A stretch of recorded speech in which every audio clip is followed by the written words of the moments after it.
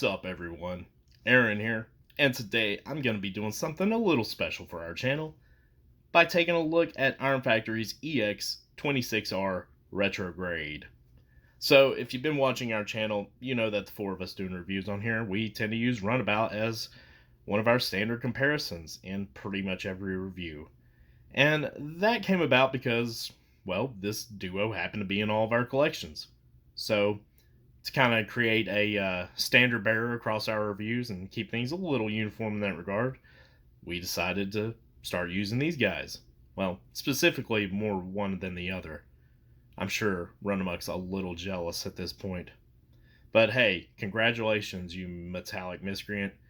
You are official mascot status. So you're probably wondering why I also went through the elaborate opening as well, and that's because I can't look at these guys without thinking of them as the Beavis and Butthead of Transformers. And I'm not the only person to refer to them as such. So today in Transformer History... That was dumb. I'm sorry, guys. I thought I would educate you guys a little bit on why many people in the fandom make this comparison. So, from what I can tell, this all started with the Marvel US issue Decepticon Graffiti, penned by the great Bob Budiansky. If you don't know who he is, shame on you. Seriously. If you're a Transformer fan and you don't know Budiansky, shame on you. He penned the majority of the Marvel US run until Simon Furman also took over the US run, since he was doing the UK run as well. But he's most famous for being the guy who pretty much finalized and came up with all of the character bios and some of the background lore for the franchise to begin with. So if your favorite character has some kind of personality quirk that you just love, you probably owe Budiansky for that. Anyway, in this issue, Decepticon Graffiti, it featured the Battle Chargers crisscrossing the United States, spraying graffiti on basically every national monument they could find. And Budiansky, basically, in every line of dialogue between these two, inserted a heh at the end of almost every sentence they uttered. You probably think I'm joking, but they really did say heh a lot in that issue. And when Beavis and Butthead, showed up on the scene, I don't know, 7 or 8 years later or something, a lot of old Transformer fans couldn't help but make the connection to that issue of the Battle Chargers going heh heh. Not to mention, I'm sure their characterization in the cartoon, the few episodes that they appeared in, didn't help either. But yeah, this heh heh really drove that home. But it wasn't until Jim Forster's work on the Allspark Almanacs, which, if you don't know what those are, they're basically the encyclopedias of the Transformers animated continuity. He did a lot of the concept art for the show, and he did produced most of the art that's in those books. And he created this amazing piece I'm going to put on the screen right now that really brought the comparison full circle. So, there you have it. The Battle Chargers were kind of characterized as reckless, immature troublemakers, and so were Mike Judge's teenage miscreants themselves. So, I think the comparisons are pretty apt. But there you go. That's why that's a thing. Let's get on into the review, okay? So, here's the box you get with these guys. Standard Iron Factory fare right here. Really nothing else to say about it. So, other than the fact that, interestingly, they did not give them individual names to, skirt around that IP. They're just Retrograde. So, is one retro, one grade? I don't know. Call them what you want, but I'm calling them Runabout and Runamuck. You're also going to get instructions as part of the course. I haven't even opened these, though, because these guys are super simple to transform. And then the only other accessory you're going to get with them is their gun. And as you can see, they hold them perfectly fine. Let's get a good look at them, though. Beautiful metallic red paint on this one. Looking awesome. It does look like the gun they used in the original cartoon, as well as the guns that they used in the IDW continuity. So, you know, Iron Factory is known for being a little more comic stylized.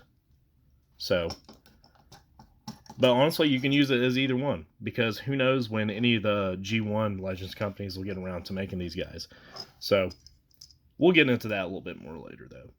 And the exact same gun here for Runamuck, just cast in black plastic. So, looks good. Yeah, it works for what it is. Now, let's take a quick look at these guys, though, in robot mode, because I like them a lot. Now, this mold is nothing new, as you probably know. It's based on Iron Factory's Sunstreaker mold. And, you know, I don't know how many car transformers that they've made sort of shares a lot of the basic engineering that these guys do. So, but let's get a close look at our boy here. And you can see he looks the part of Runabout. Red eyes, silver face paint. Looking good. Got red paint on all of these windows. Really helps. Sorry, I'm out of focus. Really helps make him pop out from all this black plastic. So, looks good. As far as articulation goes, head's on a ball joint. So, you can't get 360 though, just due to how it's shaped. Well, I guess if you really wanted to try, you can, but I'm not going to. We're not doing the Exorcist here. So, but you are going to get a tiny amount of up, a little bit of down. You do get a pretty good amount of attitude with them, though. So, there's your head articulation. Ball joint on the shoulder, so you know the drill there. You can get out to there. 360. Elbows on this hinge, so you're going to get 90 degrees there. And wrist rotation. Partially due to transformation, but you've got it. Waist, 360, no ab crunch. These are on a T-ball joint here. So you've got some movement at the actual hip there. You've got a thigh cut for 360. Knees, normally to, you know, right at 90 degrees. Due to transformation though, as you've probably seen with this mold, you can pull it out though. If you want to get sort of more of a double hinge knee, you can play around with that if you want to do that.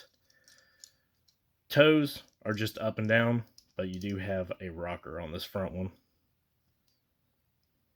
So, you get some pretty good posability as far as that goes. Kicks all the way forward and back, and I don't know if they can, yeah, I didn't think they could do the splits. That's as far as you're getting as far as the splits, so just kind of due to the shape of the hips and the legs here. So, but not a big deal. I mean, who's really splitting them out like that anyway? But yeah, he looks good. And articulation's pretty good. We'll look at Runamuck's detail here real quick. And again, red paint on the eyes, silver on the face. Got the white faceplate though, plenty of attitude again. Black paint on the windows. He does have orange on him here. So, looking good as far as that goes. And yeah, he's got some paint on the inside of his legs here. Looks pretty good. I do appreciate that actually, instead of, you know, just leaving it one color. It's like the car actually did break apart. So, pretty cool. But yeah, these guys are really nice. I'm a big fan of them. So, since you guys are going to see them in who knows how many more reviews, not going to do a ton of size comparisons, but I will bring a few in for you real quick here. Alright, so I mentioned, you know, that these guys are more comic stylized, but just to show you guys how they can work out if you were looking for a Runabout and Runamuck for your G1 Legends collection, here they are with some of the companies that do G1 style figures. Got some New Age here. Got Mechanic Studio or Meg Fans Toys and Magic Squares. So that's how they stack up with some G1 Decepticons from some of those other companies. Alright, so let's get these boys transformed, shall we? Who should I do? I'll do both because they're both super easy. I'll give details here, since you can see a little better with the white that Runamuck has here. So what I usually do is I just go ahead and do the feet. So you're just going to fold the feet closed, just like that. Now, as with a lot of Iron Factory figures, not just this mold, but you're going to fold the upper leg into the lower leg on this hinge, just like that. And then, easy peasy. You can tab them together if you want. I'm going to leave them like that for a second. So, you're going to take his chest piece here and just push it up here. And as you can see, it does tab in right here and here. So just pull it up on this hinge, rotate it, and fold it back down. And what you want to do is, there are these two tabs right here on a separate hinge underneath the windows here, and they're going to tab right here. So just lay that down flush and just tab that front part in. Okay? We'll go ahead and do his arms, just rotate them the way it looks like they should go. Just like that. You're going to take this back piece here, and it does tab in right here within these little grooves right here, and just pull it up over his head as tight as you can. And this part right here is going to tab in right in his chest right there, that big tab sticking out on his chest. So there you go. Then you got a tab here, and right there you're going to rotate the arms up into that tab, and then just clean everything up, and it's as easy as that.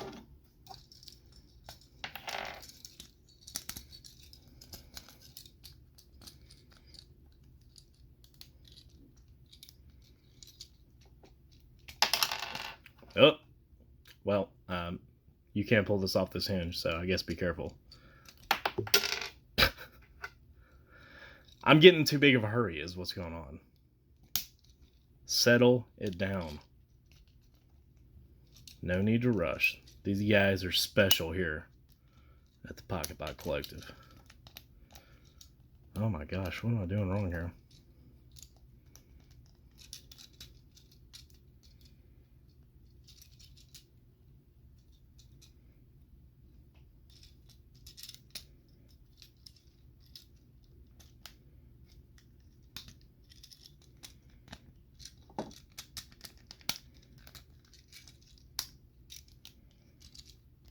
And there you go.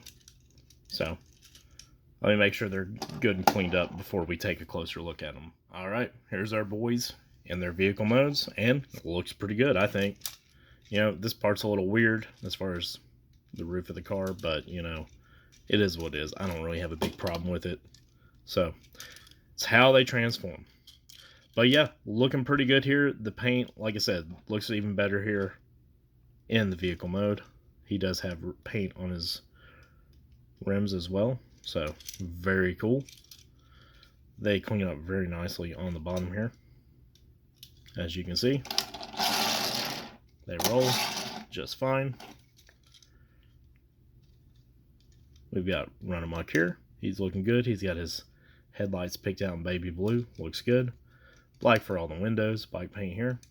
I kind of wish there was a little gold sort of a stripe there, and sort of on the front, just a little bit of trim there, kind of like the original toy had, but not a big deal. His rims are painted silver.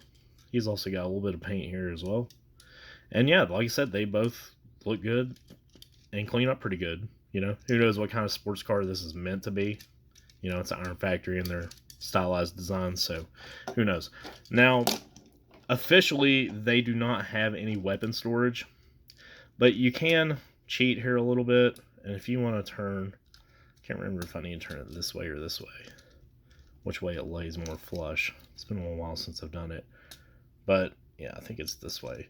You can kind of turn the hands up here a little bit, and they can still kind of hold it. So if you want to cheat and do that as weapon storage with one of their hands, hey, there's something you can do. something I found you can do anyway. So, and like I said, everything does still kind of snap together fairly well. So when you do that, so yeah, not bad. So let's get that off there though. They're supposed to be robots in disguise, right? I'm just mangling these poor guys by trying to show you guys gimmicks I've discovered. Apologies. So, but yeah, that's pretty much all there is to these guys in both modes, really. I'll get you guys some vehicular size comparisons here real quick. Alright, everyone, here you go. So, here's you a Hasbro Legend. Here's Earthrise, Runamuck. Don't even get me started on why I don't have Runabout.